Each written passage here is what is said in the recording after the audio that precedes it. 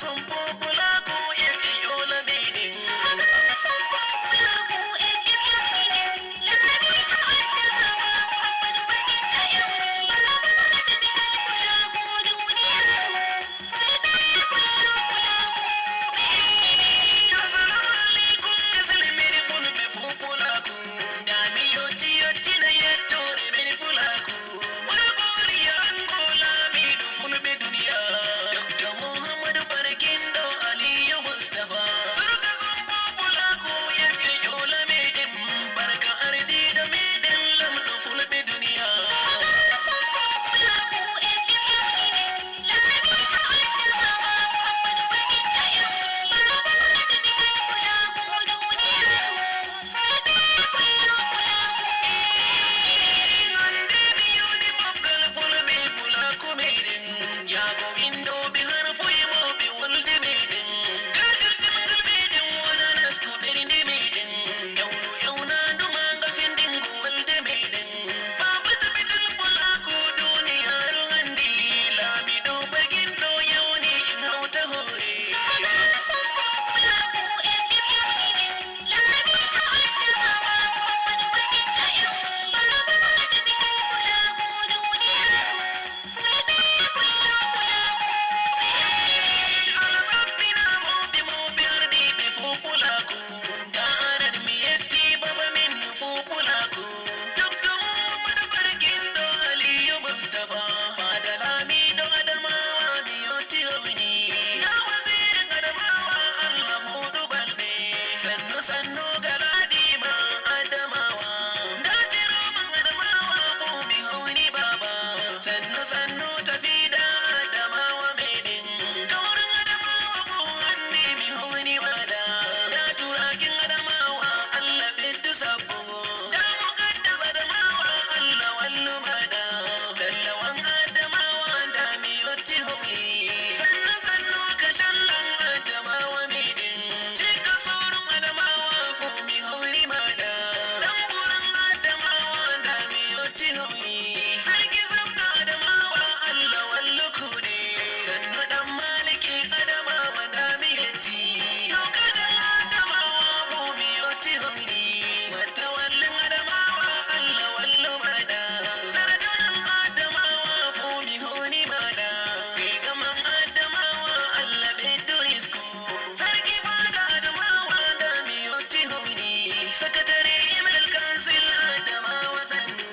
lamdu kambin adamawa allah wallu mada barka lamiɗo adamawa sarki amma surga sun popula ko en yola yettima Saga son popula ko en yawinin labi ka adama Muhammadu bakin da yawni baba ta bi kai kula ko duniya fulbe kula be Mungal moftorde fu hande mi yotti howni da mi howni ciroman adamawa meɗen allah wannan tari ala ɓeddu risku maɗa abdullahi amin ala wallu sannu baba baba aisa be nura allah wallu maɗa adamu jikare ɗo mi yotti da mi howni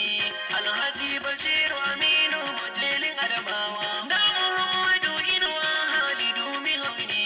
alhaji abdullahi muhammadu mi howni alhaji bubakai gamma bubi sannu farko mi yetti allah wallu surga sun popula ko en yola yetti Saga son popula ko en yawinin labi ka adama Muhammadu bakin da yawni baba ta bi kai kula ko duniya fulbe kula be mi yotti mi yetta mofgal warɓe haɗo jama'aje zenet ban fu min yetti moɗon jama'aje testin meno min yetti moɗon jama'aje faro fu